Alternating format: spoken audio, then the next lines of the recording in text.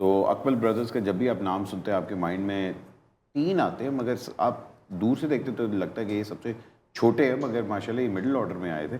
Please welcome आज हमारे मेहमान अदनान अकमल साहब। कैसे हैं आप सर? बस अल्लाह का शुक्र जी। आप कैसे हैं? सर आप ये क्या रिवर्स गियर लगाया हुआ पीछे? बस रेगुलर ट्रेनिंग कर रहे हैं और अपने आप को फिट कर रहे हैं कि अंडर 19 की तैयारी हो रही है? नहीं, अंडर 19 की तो नहीं हो रही है।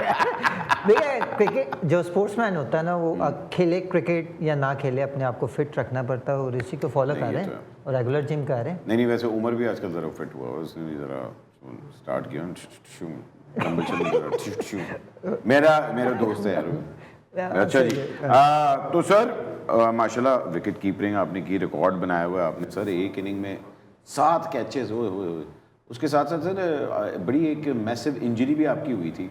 तो ज़रा थोड़े से नन्हे मुन्ने हमारे सवाल हैं, हम लोग उसके ऊपर बात करेंगे, फिर देखते हैं कि इंशाल्लाह आगे क्या होता है। गेम्स भी आप खेलेंगे? बस ठीक है जी। साउथ अफ्रीका में आपका डेब्यू हुआ था अगेंस्ट साउथ अफ्रीका मेरा हुआ जी दुबई में।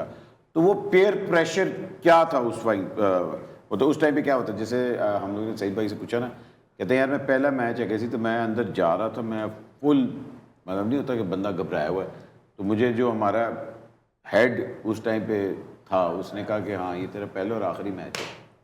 नहीं तो क्या तो आपके साथ भी कुछ ऐसा हुआ? नहीं ऐसा नहीं था। आप जब पाकिस्तान को देखो, आप जिस मकसद के लिए खेलते हो, मैं अपनी कंट्री के लिए खेल रहा था, पाकिस्तान के लिए खेल रहा था, तो फिर जब आप पाकिस्तान की कॉल्स आती है, पाकिस्तान को रिप्रेजेंट करना आपने टेस्ट मैचेस में, और तो वो बहुत बड़ी ड्रीम थी जो अल्लाह ताला ने मेरी पूरी की। और एक टेस्ट मैच खेलो या 10 खेलो या 20 खेलो या 100 खेलो, तो वो जो पहला टेस्ट मैच होता है वो हमेशा आपको याद रहता है। और वही मेरे था कि वो मेरे लिए ऐसा था कि जैसे मैं ख्वाब देख रहा हूँ। मगर आप जब पूरा काम थे या प्रेशर था? नहीं, प्रेशर तो कुछ नहीं था, क्योंकि 4 डे क्रिकेट इतनी खेल चुका था, 7 से 8 सीजन खेल चुका था, तो सिर्फ एक दिन का फर्क है।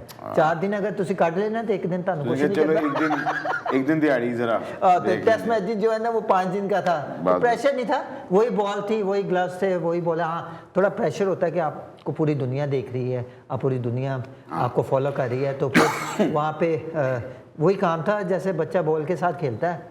मैं भी टेस्ट मैचेस में इसी तरह खेल रहा था और अच्छा कर रहा काम। आपकी मेजर इंजरी हुई, ठीक है जी, जिसके बाद आपके भाई को चांस मिला। नहीं, सरफराज आया था। सरफराज आया था उसके बाद? मेरा जब इंजरी हुई थी, क्योंकि उस मैच में मैंने 7 कैच किए हुए थे, 50+ रन किए हुए थे। लास्ट 2 बॉल थी, डे ऑफ हो रहा था, 90 ओवर का, मतलब 90वां ओवर था, लास्ट 2 बॉल थी, एज लगा और बीच में आके ना वो कोई लाइट ऑन थी, रेड बॉल जो है ना, वो लाइट में गुम हो जाता है थोड़ा सा, तो एज लगा, एज लगने के बाद दरमियान में आया तो बॉल वो गायब हो गया। तो जब मेरे पास आया तो वो एकदम मैंने ग्रैब कर लिया और यहाँ से 2 जगह से उंगली टूट गई। तो फिर सरफराज जो है, और अभी तो ग्लव्स भी पहने हुए थे उसके बावजूद। सर ये बॉल बहुत बुरा है, अगर आपने सही बॉल को ग्रैब नहीं ना किया तो अगर ये गलत लग जाए तो फिर आपके फ्रैक्चर ही होता है। तो वही फ्रैक्चर हुआ। क्या बात है जी।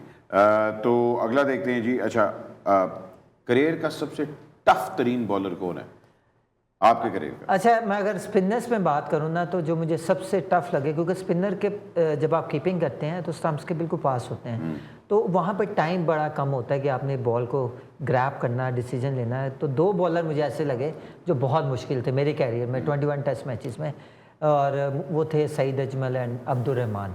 ये वो बॉलर थे जिन्होंने जो कंधे ने अन्याय करता सी इंग्लैंड की टीम ਨੂੰ, क्योंकि वाइट वॉश किया ना हमने इंग्लैंड की टीम को।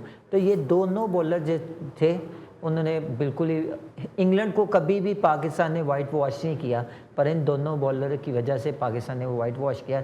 दुबई में तीनों के तीनों टेस्ट मैच हम जीते थे, और सबसे ज़्यादा जाता सबको क्रेडिट है, मिसबाह को कप्तान था, बहुत से थे, पर ये 2 बॉलर थे जिन्होंने बहुत ही आउटस्टैंडिंग बॉलिंग की, और ये पाकिस्तान को एजाज़ है कि पाकिस्तान ने जो है ना वाइट वॉश इंग्लैंड को किया। वेरी नाइस जी। सईद भाई और अब्दुल रहमान मुश्किल बॉलर थे मेरे लिए। हाँ बिल्कुल जी। अच्छा जी, अच्छा ड्रेसिंग रूम में सबसे ज़्यादा फनी कौन है?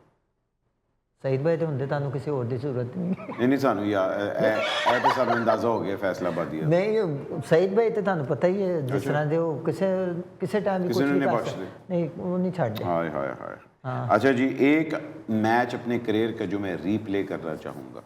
यार मैचेस तो 21 टेस्ट मैच में बहुत सी मेमोरीज तो हैं, पर वो जो इंग्लैंड वाली सीरीज थी ना वो बहुत इंपॉर्टेंट, क्योंकि उसमें बहुत ग्रेट प्लेयर थे इंग्लैंड की टीम, वो नंबर 1 टीम थी उस टाइम इंग्लैंड की। और जिस तरह हमने उनको मैं कहता हूँ कि वो सीरीज़ जो है वो दोबारा आए, और वो मैं करना चाह रहा हूँ कि वो मेरे लिए सबसे बेस्ट मैचेस थे। जी डन। अच्छा जी, कामरान या उमर, इन दोनों में से सीरियस कौन है? कामरान अकमल। अच्छा, इन दोनों में से फनी कौन है? उमर कह सकते हैं। अच्छा, इन दोनों में से रोमांटिक कौन है? ये तो वही दस सकते या जिन्हें कर दो दस सकते। अच्छा जी, इन दोनों में से उधार का कौन पक्का है? उधार का वैसे दोनों नहीं लेते उधार, असि उधार नहीं लेते, लेने जरूर है, मंगते नहीं किसी हाय हाय हाय हाय हाय। और इन दोनों में से किसका चांस ज्यादा है वापस आने का? नहीं, कामिल भाई कराची गए हैं, वापस आ जाएंगे, इनके ज्यादा चांसेस हैं। अच्छा,